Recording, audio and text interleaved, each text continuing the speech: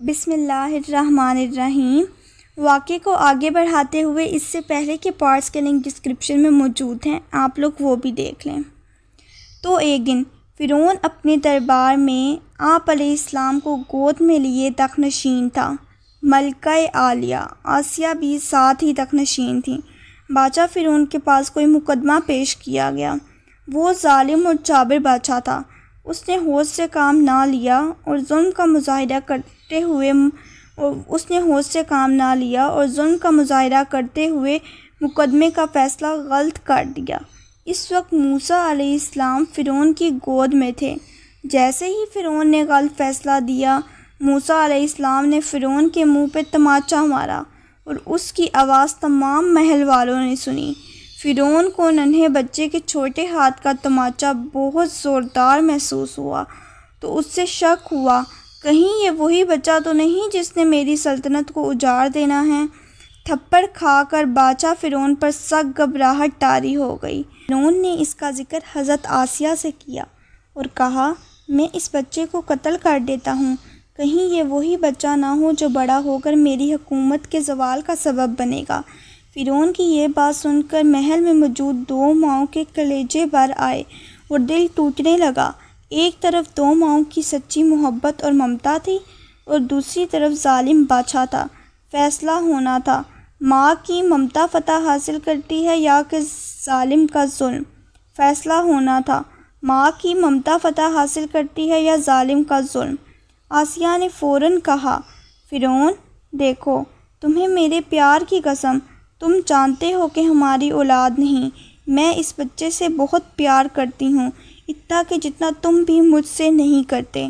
دیکھو، اس بچے کو قتل نہ کرو، اب میں اس کے بغیر زندہ نہیں رہ سکوں گی۔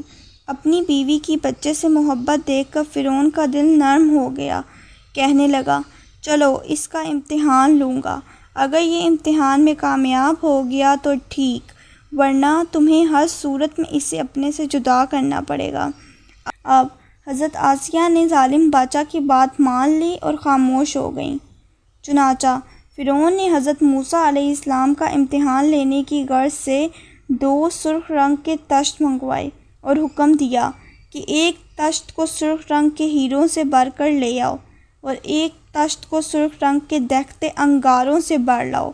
جب دونوں تشت بادشاہ کے حکم کے مطابق دربار میں حاضر کر دیے گئے تو حکم دیا کہ یہ دونوں سامنے زمین پر رکھ دو اور حضرت آسیہ کو حکم دیا کہ تم اس بچے کو ان تشتوں کے قریب چھوڑ دو۔ ادھر آسیہ کا دل ڈوبنے لگا، بچہ تو آخر بچہ ہوتا ہے، اسے ان کا فرق کیا معلوم کہ کہیں میرا بیٹا موسیٰ علیہ السلام آگ کے انگاروں میں ہاتھ نہ جلا لے۔ لیکن قدرت خداوندی نے اس وقت بھی آئندہ زمانے کے دو عظیم سبق سکھائے۔ موسیٰ علیہ السلام نے زمین پر چلتے چلتے تشتوں کے قریب پہنچ گئے اور جاتے ہی ہیروں کے تشت کی طرف ہاتھ بڑھایا۔ یہ دیکھ کر حضرت آسیہ تو بہت خوش ہوئیں، لیکن فرعون کے چہرے پر پریشانی کے آثار نمودار ہو گئے، کیونکہ فرعون بھی جانتا تھا کہ اگر یہ مستقبل میں نبوت کا دعویٰ دار ہوا تو یہ بچہ سمجھدار ہوگا، کیونکہ نبی کے بچپن اور امتی کے بچپن میں زمین آسمان کا فرق ہوتا ہے۔ قدرت خداوندی سے دوسرا سبق جو اس واقعے سے دکھایا گیا کہ اللہ تعالیٰ نے جبرائیل علیہ السلام کو حکم دیا کہ فوراً جاؤ اور موسیٰ علیہ السلام کا جو ہاتھ ہیروں کے تشت کی طرف بڑھ رہا ہے اس میں جلتا ہوا انگارہ پکڑاؤ اور موسیٰ علیہ السلام کے ہاتھ سے آپ علیہ السلام کے منہ میں ڈلوا دو۔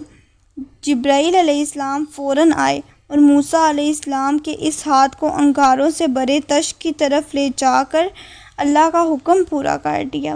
اب فرعون کو تسلی ہو گئی کہ یہ بچہ نبی نہیں، اگر یہ وہی بچہ ہوتا تو ہیرے اٹھاتا، کیونکہ انبیاء کرام علیہ السلام معصوم اور خطا سے پاک ہوتے ہیں۔